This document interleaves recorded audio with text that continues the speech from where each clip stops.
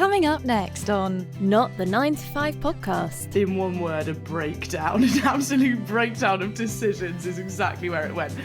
And then I just decided, oh my God, you just want to do comedy, so stop fannying about with everything else and just go and do the thing that you enjoy, basically. I think comedy can change hearts and minds in a really positive way. I can categorically say I have not been picturing either of you naked throughout this entire interview, and I want that to be my take-home. I didn't even think about what I said there. Thank fuck I started earning a living, because I can't go back to a 9 to 5 after this. Christ!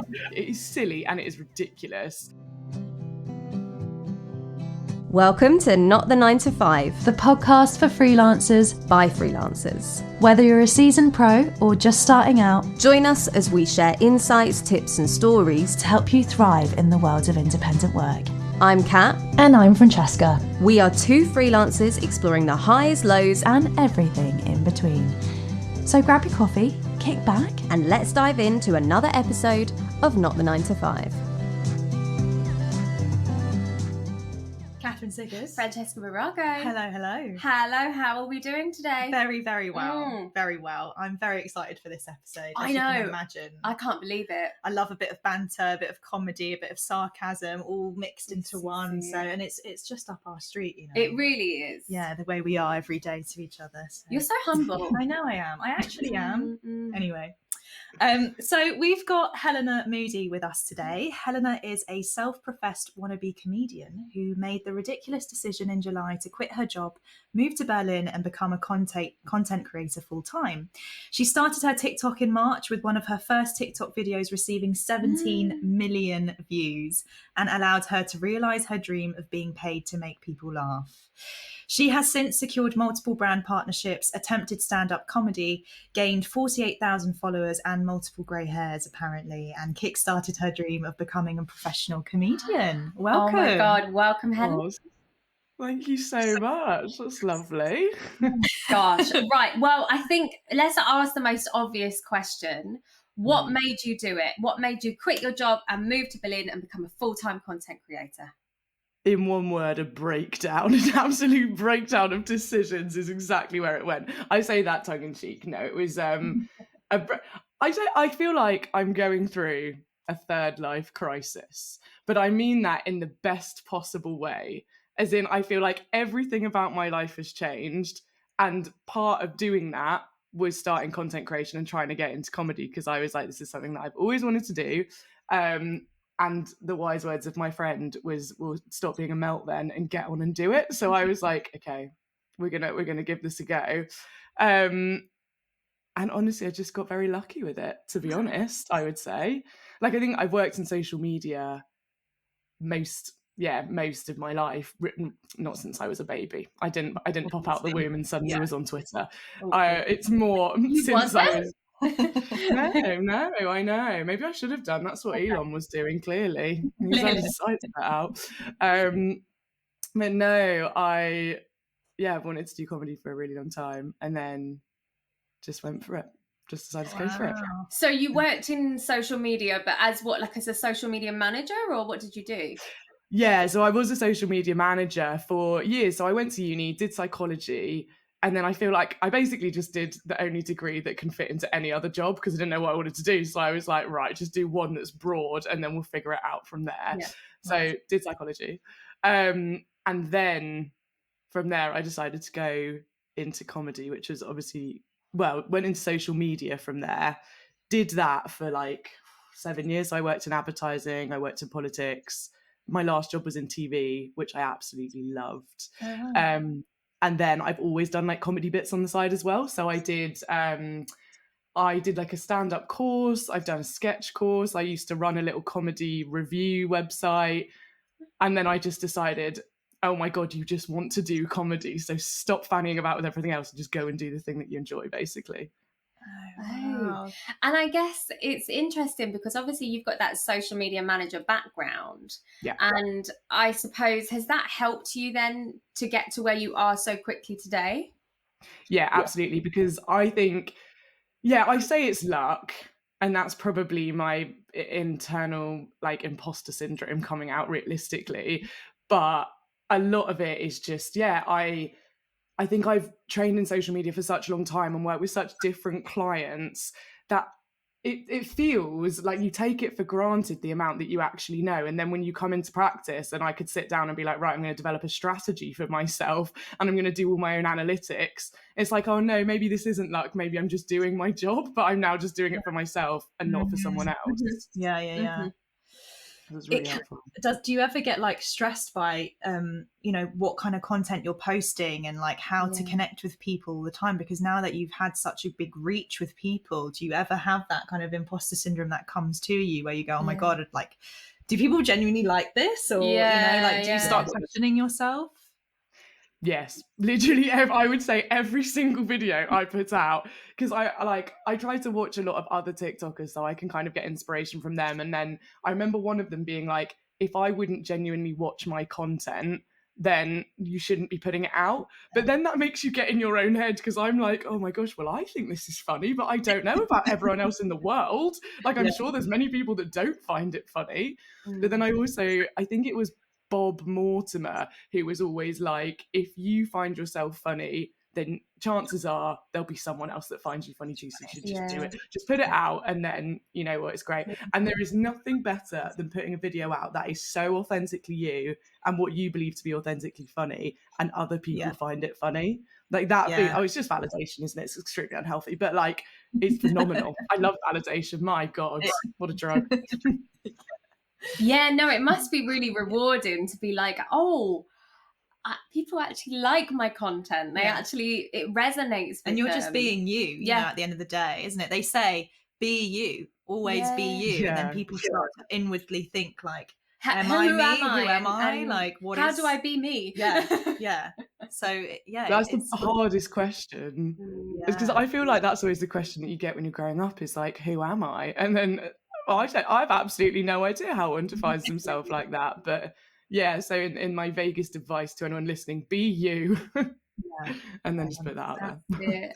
That's it. And tell us about the comedy side. Like, where did that the love for comedy come from? Like, where did that transpire? I think I was introduced to comedy at an inappropriately young age. I questioned my mother's decision with some of the shows that she took me to. And like, I remember being 14, I've since been corrected that it was at Latitude, not Glastonbury Festival, sorry, by my mother. And she took me to go and see Frank Skinner.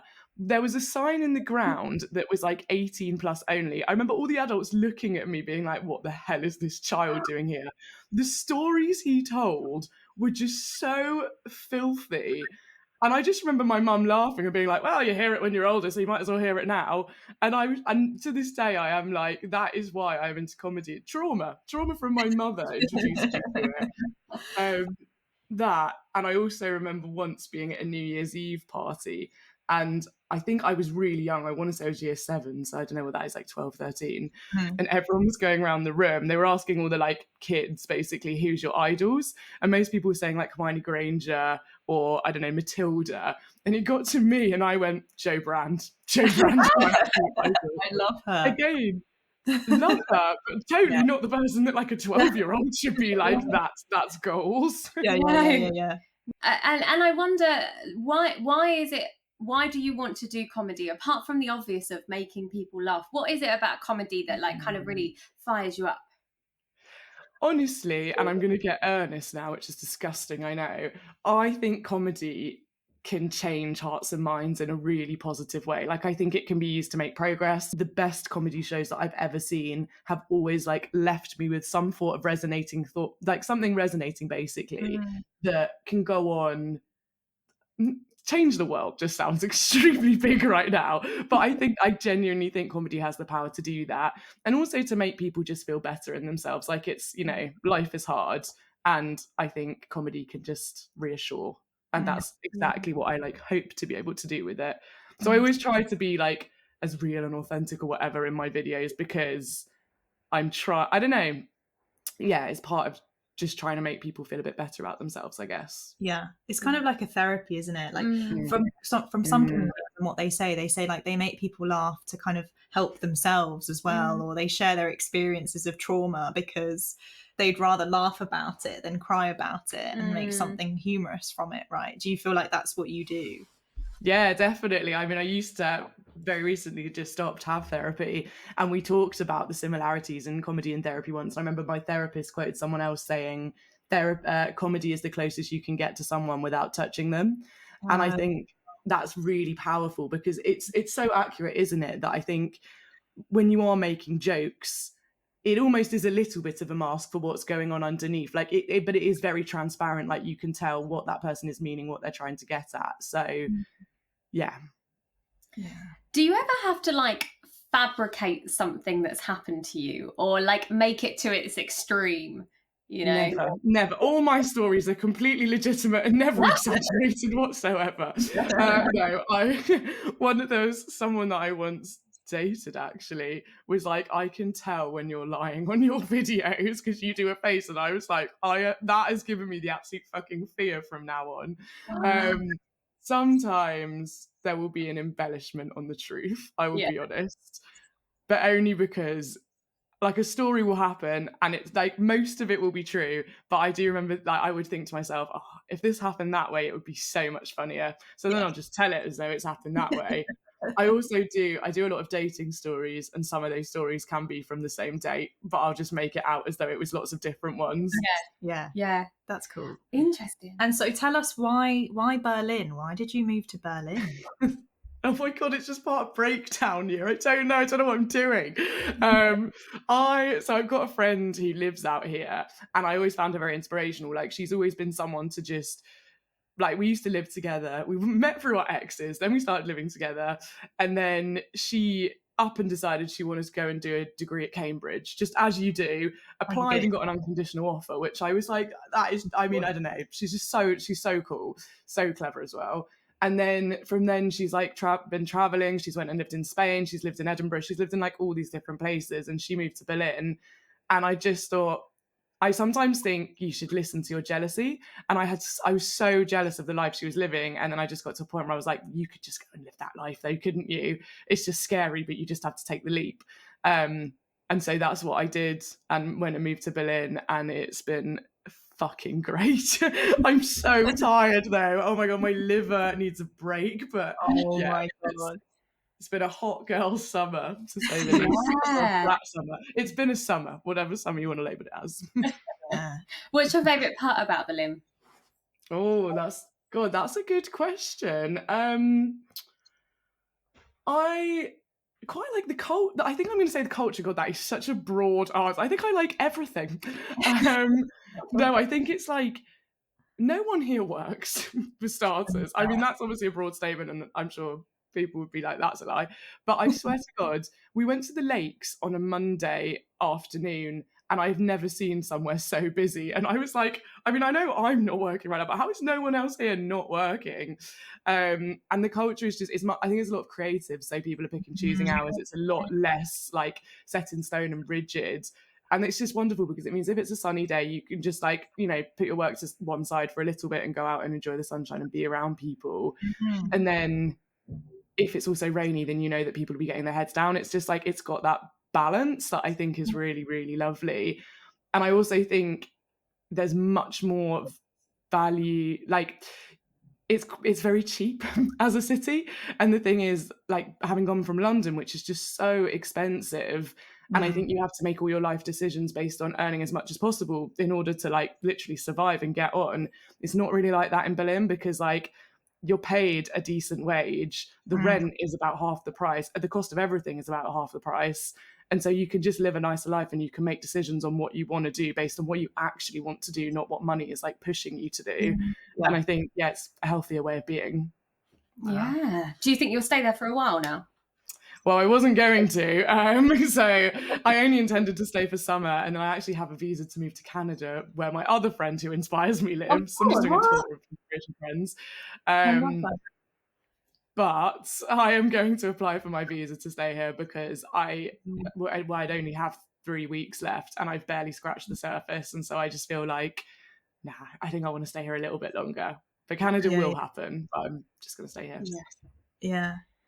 And do you feel like now that having moved to Berlin and everything, like, have you felt like any financial constraints in terms of like leaving your, I guess, 9 to 5 job and just jumping ship? Because that is such a brave, bold move. Lots of people would never do that. It's like they say that it's a dream, but to actually do it is so bold. It is bold. Yeah. I mean, I suppose I got a bit, I say lucky, but I spent the last 10 years of my life in a relationship saving for a house. And when I decided to end that relationship, I obviously had like a decent amount of savings left over, because I was like, do you know what? I don't want to buy a house. I don't want to tie myself into somewhere. I know that's what we're all told to do and all told to get on the financial ladder and maybe property ladder, and maybe like I'll regret that later down the line. But I also was like, I feel like I've been saving so much I haven't been living. And it just got to a point where I was like, I've got all this money, and you know, like, you could die tomorrow, and what am I going to have done? Just like had it like stored there or whatnot. I'm making this out as though I have millions. I don't have millions whatsoever, but I had enough that I was like, I can basically fund my summer. If I earn absolutely nothing and no pennies at all, I can fund my summer and then just go back to working, and that'll be fine. Yeah. And I thought, I'm going to do it and take a risk and see if I can start earning a living. And thank fuck I started earning a living, because I can't go back to a 9 to 5 after this. Christ. Absolutely not. I'm having too much fun. Yeah. There's so much like financial freedom in like freelancing and being able to just like, I guess, work when it suits you in your time frame, in your schedule, and not have like a boss that's going like, you need to do this, you need to do that, you need to da. And how have you secured those brand partnerships then? Luck. People have just reached out to me, which is like, just again, like, so lucky. I remember when I got my first person that reached out to me. And also, like, the money in brand partnerships, I'm sorry, just to be like transparent, but it's ridiculous. It is silly and it is ridiculous. And I remember, when I got the first person that emailed me, I was at work, and I used to work with like my best friend, and we were in a meeting room, and I just like stopped the meeting and was like, I have just been offered money to do a brand partnership. And we just ran around the room, and I don't even know why, just like, we just both got so excited and started screaming and just running, because we were like, what the fuck is going on? So that was really cool. But yeah, people have just reached out to me, which has been really lovely. I feel absolutely flattered and extremely privileged, to be honest, to be like just receiving all these nice products and things to go and try, and a bit of money for it. I do know, though, I have another friend who is an influencer who has advised me a hell of a lot on what you should be charging and things. But no, so that the influencer friend was basically like, what you can do is create a media kit. And then, like, which is essentially like, I mean, you guys are nodding. I don't know if you've heard of this before, but this blew my bloody mind. But yeah, you just like create like a little package of like all of your stats and how you performed, and then you send that out to the brands you want to work with. I've not done that yet. I probably should do that. I should probably do my job, but I haven't been doing that. I've been having too much fun. When you get approached by these like brands partnerships, do you ever question like sometimes the ethos behind the brand, and like, I guess you as a brand now online, like, are you selective in who you decide to partner with? Or so yes, I definitely would question the ethos behind a brand. I don't think I've had any brands I disagree with that have reached out to me yet. It's like not quite happened. Like, I wouldn't feel comfortable working with like a real fast fashion brand, or I don't know if there's, I probably shouldn't name them, but if there's a brand that's been like renowned for like homophobia or sexism or like underpaying their workers or something like that, no, I personally would not want to work with that at all. That's not to say that I think it's probably quite easy to miss something in a brand that you have worked with. Like, I hope that they're all ethical and morally sound, but again, like most big corporations, to be really cynical, probably aren't. There probably is a bit of something that's not quite right. So, and it's also like, I'm just starting out, and I think I don't quite have the luxury of 100% being able to push things aside.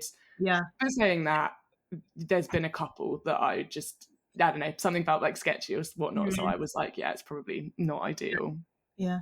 And what's the process then when you enter into a brand partnership? Like, do you have to make a certain amount of content? Does it have to reach a certain amount of people? Like, what's the process?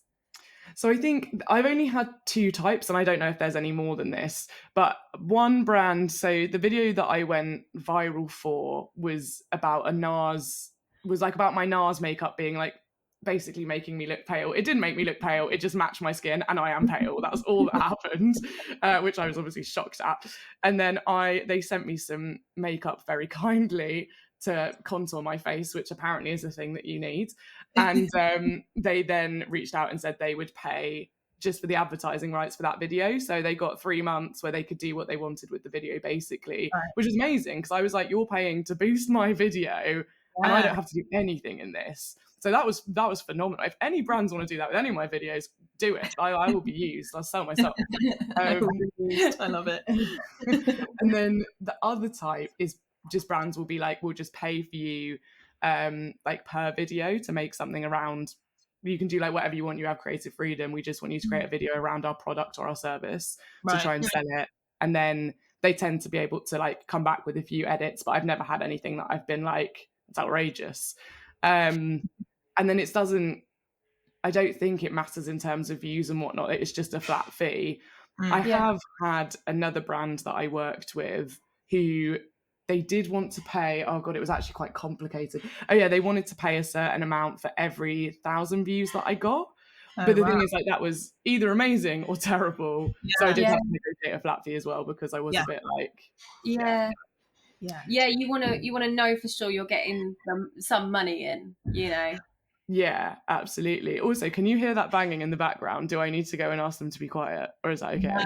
We've got great. like this vending company that's based here, and they keep so going, loud. Beep, beep, beep, they've got like a workshop seconds, like right there, and it's really loud. So don't worry about it. Okay. I'm very used to noise. Sorry, one second. Okay, because I suddenly panicked. I could see them unloading the dishwasher, and I was like, oh, it's such a nice thing to be doing, but I don't really have to go and be like, can you stop? It's just realness, isn't it? It's just realness. That's what it is. Do you ever feel like, yes, it's all lovely and everything that you're getting these brand partnerships and that's kind of how you're making your money, but does there ever come a point where it doesn't feel authentic anymore? Or do you feel like you're just posting content for the sake of it? Or has it lost any of that? I guess you're so new still. Maybe that's a hard question to answer, but I wonder what your thoughts are on that. I think any video that I do, I try to make it as authentic as possible. So if I'm working with a brand, I've never really had a brand like tell me what sort of stuff to do. They're more just like, we want you to bring your creativity to it, which is great for them. I mean, they just kind of sit back, really. So I've not had it quite yet. There are times when you are told to like hit certain points in a video for a brand, and so I will be like talking completely normally and then have to be like, I would definitely use blah blah surfaces, and it's just like, I would never talk like that. I would never say that sort of shit. So that's the side where I'm like, it feels a bit cringy and a bit silly. And I would actually advise brands against doing that, because I think when you're forced to have to say something, it's the minute that people just scroll off because they just know you're being inauthentic, and like that is the word that we keep using. That's what sells, really. It's just being real. So I suppose there's small elements, but mostly I wouldn't say so. And then in terms of posting for the sake of it, oh my God, yes. Like there's just been some times, especially since moving to Berlin, where I've just wanted to go out and have fun and see the city. But you are like, this is now my job. I am now making a living. Like, I do rely on this now for an income. And from what I've seen, I used to hate this, but you do have to post about 2-3 times a day. Like I don't think you have to. I think you can do whatever works for you. But the thing that has worked for me is definitely posting more, because you just don't know what's going to hit. So there are times where I'm just throwing videos out there and just being like, please God, bring back some form of income so I can go out again tonight. But we'll see. Everyone talks about like a plan for social media and like a strategy. Like, do you have something in place, like, I guess on a month-to-month basis that you do, so you don't have to worry about like posting every day and it sort of does it for you, and you come up with ideas in a day for that month? Like, do you have a plan? No, I really wish I could say yes to this. I have a spreadsheet that I don't stick to ever, and every week or so I will be like, this is the week I plan ahead. I'm going to do everything. I'm going to be so productive, and then I sit down to do it.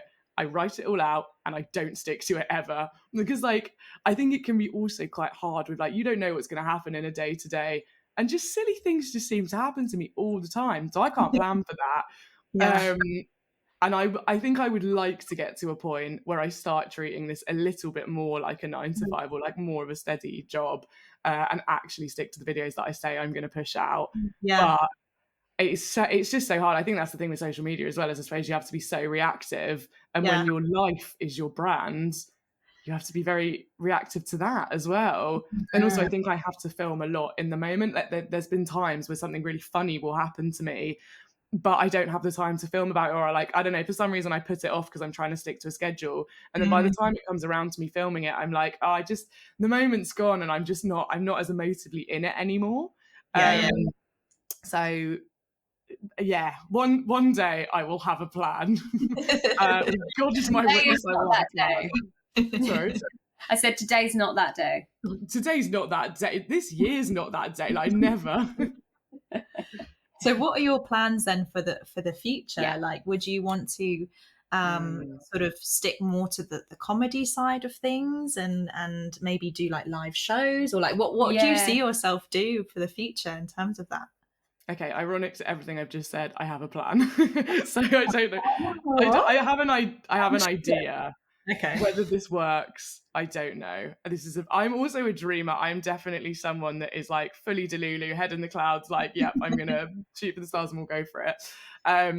But I think having worked in TV for the last 2 years, so I used to work in development, which was basically you come up with TV show ideas for different celebrities that you think might be good on certain channels and fit certain briefs, etc. So it was really fun. And as part of that, I was the kind of digital lead. So I was meeting lots of TikTokers and lots of different social media people that we could get onto TV. So that's the thing, is I'm trying to build up a profile because I want to be able to maybe get on TV at some point. I would love to be a comedian on a panel show. If I get onto Would I Lie to You? Oh my God, I love that show. I would, if I met David Mitchell, I think I'd just have another breakdown. Another breakdown year would start. I'd have to move to Paris or something because obviously I can't just stay in one place. That would be my absolute dreams. Obviously, every comedian wants a travel log. Like, yeah, that would be phenomenal. But I don't think anyone's paying me and my 50,000 followers yet to go and travel around the world, but you never know. So I think that would be great. I'm going to give stand-up another go. I've done stand-up. I really enjoyed it until the last show that I did, where I bombed, and I bombed so fucking badly, and I haven't done it since, but I'm gonna do it again. That's my aim. So yeah, basically just be a top famous comedian. That's it. It'll be fine. It'll be easy. No, easy, Exactly. done. I could see you on Michael McIntyre's Spin the Wheel. Have you seen it? Yes, that is such a compliment. I'm so complimented at that. Yeah, I can just see it. Well, he's obviously listening. So Michael, pull your fucking finger out. Get me on the show. Did I tell you that we had him on the podcast? Yeah, we did. Yeah. Obviously. Oh my God, for a second there. I'm really gullible. And for a second there, I was like, or is she just a great actor? See, we're just actors, you see. So This is exactly. This is it. World famous. No authenticity here in this interview. Have there been any particular struggles for you, or anything you've kind of had to overcome in this brief period? I would say managing myself. Like, I'm really hard to manage, to be honest, to quote Kelly Kapoor from The Office. I just really want to have fun all the time. I don't want to work. I don't want to do my job. The thing is, I actually do love filming, and I love doing the editing. That's why I want to do this as a living. So I would do this for free, to be honest, even if I wasn't being paid for it. But I'm just so bad at remaining focused. And like, I don't know, like if there's, I can sit down for a day and be like, I'm going to have like a full 8-hour day. I'm going to do all my videos. I'm going to get it done. And I'll just get a text being like, it's sunny. Do you want to go out to the lakes? And I'll be like, yeah, absolutely. Absolutely. We're dropping it. We're going for it. And I think maybe that's just the novelty as well of not, like, for the first time, basically since I was 16, I've not been in a standard job. So I think, because I worked all through school, uni, blah, blah, blah. And so I think that is just a bit of an excitement of being like, you can breathe now. And so I'm trying not to like listen to those struggle. I'm trying not to listen to that as much, like the need to work all the time, and just let myself have a break. Yeah. But I think that is the struggle of it, because it also is like, well, you are your income now. Like you can't just do the bare minimum. Well, you can do the bare minimum, but you will see the immediate result of that. And I think that's knowing that everything that I do is what I'm going to be financially dependent on, that's a different way of working. So I have to get used to that. I also think having a thick skin, that's the other side. To be honest, I would say most of the comments I get are lovely. Like, the people that seem to follow me or engage with what I put out there are such nice people, and they're always very supportive. But occasionally you do get the odd comment of someone that, oh God, I put out one video. I can't remember what it was. I remember I was taking the piss out of men. Oh, they didn't like that. Oh my God, I had like 200 comments of men telling me they didn't want to sleep with me. And I was just like, well, I think the feeling's mutual, but like, fuck me. When you've got that rolling in, I was just like, Jesus Christ, this is a lot. So that was having to develop a thick skin. And also there have been times when people might critique me, and I'm like, actually, you're making a really, really good point here. So like, maybe I've said something that's like slightly offensive or has like disrespected someone in some way. And I'm like, I completely see where they're coming from. And I always think, if you are critiqued in any shape or form, they're probably right. Like, I know that maybe that's a weird way of thinking, but it's also like, I don't know, I think listening to that and trying to see what you can do better, or like how to respond to those comments so that people feel heard and you're not just ignoring it, is important. But that is a struggle, because you suddenly panic and you're like, oh shit, like I don't want to be offending anyone, I don't want to be insensitive. But the likelihood is that's just going to happen, because I suppose we're all human at the end of the day. You can't please everyone, can you? At the same time, it's like, you are being you. You will say the things that you say because that is what you would probably say to your mate at a pub or something. Yeah. So it's like, and also you're not responsible for how people interpret what you're saying. Yeah, that's true. It's true. Because, you know, we all interpret things differently. So yeah, it's a weird one, isn't it? I haven't, luckily, touch wood, we haven't had any like bad comments on any of our videos yet. No, not yet. And you're good people. Over here, absolute shit show. No, I'm joking. we don't really get many comments, to be honest with you. Not yet. No, we're still so I wonder how I'll feel when we do. Yeah. I think you're going to have a complete meltdown. Me? Yeah. Do you reckon? Yeah. You will, and then I'll have to bring you down off a ledge. Yeah, but then you'll get knocked as well. But then I'll get knocked, and so then you'll have to bring me down, and it'll be like a metronome. pendulum. Yeah, that's the metronome. Yeah. That's it. So anyway. I don't think it's that bad receiving the bad comments, because for me, I'm always like, either it's a legit comment, in which case fair enough, and I should probably just go and reevaluate myself, or it's a silly comment and I just kind of laugh at it and move on with my day. Like, you don't really get that hung up on it, if that makes sense. It's more just like, what can I do better, basically. Yeah. It's nice to have that sort of like relaxed attitude to it as well. And I feel like, obviously, having you worked in London for so long, like being, I guess, restricted in this like ideal world of like, we have to like keep on the grind and to then like living this kind of like, whatever, like, let's see where things go kind of life is really nice. I think a lot of us should like approach projects in that way. Like, don't get so overly stressed about stuff. Are you talking to yourself? I am talking now? to myself. I'm doing a little therapy session right now. I'm so proud of you. You needed to hear this. I know, just having a breakdown. Maybe you're going to join Helena in Berlin. That's what I'm doing. I'm honestly having a great breakdown year. Has been the best year of my life, so get on over. Brilliant. I love that. What's then one piece of advice you'd give someone potentially thinking about either going freelance or about becoming a content creator? What would you say? The biggest thing I would say is do it, first of all. I'm going to give 3 bits of advice. So number 1 is do it. Number 1 is commit. So like, the biggest thing I said to myself is, I was like, I want to give this a proper go. So I actually did have a plan where I was like, I'm going to build a month strategy of the different types of videos I want to put out. And whatever happens, even if I get no views, I'm going to commit to posting every one of these videos, and then I'll reevaluate at the end of it.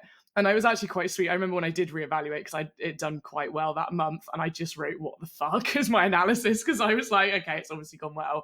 So commit to it, because like firing out 6 videos and being like, oh well, guess it's not meant for me, you're not giving it a proper chance. And I think like, you never know what's going to hit well. That video that got 17 million views, I was going to delete. It was my friend that was like, no, she was like, no, put this out, I think it's funny. And I was like, oh, I can do it better though, I can make it funnier. And she was like, no, like, just do it. So I think, again, like, try not to second guess yourself. And then the last one, ironically, I've now forgotten the last one. It was commit, just do it. Oh yeah, it's the words of my closest friend who has been such a help through this. And anytime I had self-doubt, she would say, stop being a melt. And I think that is the best advice ever. Because I would always be like, oh no, what if people from school judge me? And she'd be like, oh, stop being pathetic. Just put it out. And I think that is phenomenal advice. Yeah. When I left, so this is the friend that I made at my job. And when I left that job, she actually made me a jar of little like signs that all just say, stop being pathetic, stop being a melt. So that anytime I had that self-doubt, I would pull one out and be like, okay, post it. Got it. Oh, that's so sweet. In a way, in a weird way. Yeah. That is very sweet. Yeah, I know. That's the way to my heart. My love language is insulting me, clearly. Anyone out there thinking about dating Helena, that's it. That's it. That's the way to name me. That's all I look for. So good. No, that's really important advice, I think, for sure. So thank you for that. Do you want to round up with a game? Yeah, shall we play a game of Would You Rather? We always do a Would You Rather. It's not a drinking version, unfortunately. Sorry. No, but please, God, don't be. That's fine. I've got water. That's all I need. I don't need any more beer.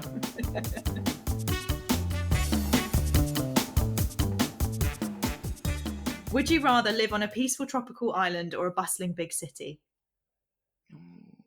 Tropical island, I think, right now, for sure. I've done city life and I'm shattered.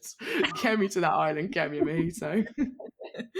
Would you rather have to start a new job every year until you retire or have only one job for your entire career? Oh, God, that's a good question. I'm such a novelty seeker. Sorry, I know this is meant to be quick fire. There's nothing quick fire about me. I'm a chatty Cathy. I'm going to go. Not at all. Sorry? I said I hadn't noticed. No. Oh, okay, well, that's good. That's good. Clearly going well. I'm going to say the same job because I really love what I'm doing right now and it's varied. Would you rather spend your money travelling the world but have few personal possessions or have a really amazing house but never leave your hometown? Oh, easily the first one. Like, that was quick fire. I didn't have to think about that one. Yeah, I think travel has been by far one of the best things that I've done. Like, you meet new people, you broaden your own horizons. I think sometimes we can get very caught up in like our own little bubbles as well. And I think it's very important to go and expand that and seek new cultures. Nice. Would you rather have to wear all black every day for the rest of your life or have to mix every colour of the rainbow into your outfit every day? I live in Berlin right now, so that's the dress code is black. Like, God, it's a big day that I'm wearing a white t-shirt. How bold of me.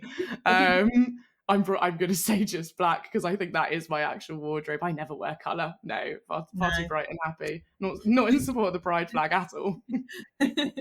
Would you rather be able to talk with animals or speak every language? Speak every language. I don't want an animal to tell me they don't like me. I would hate that. I'm too much of a people pleaser. If a cat told me they didn't like me, I'd probably have a breakdown. Savage. You just probably need to move to another country. Yeah, that one would be Spain. Yeah, there we go. That's planned. See. Would you rather always be 1 hour late or 1 hour early to everything? Well, I am 1 hour late to everything, so I think that's just what I do. I'm going to go 1 hour late because I think if I say 1 hour early, every single one of my friends will call me out online and then I'll get cancelled.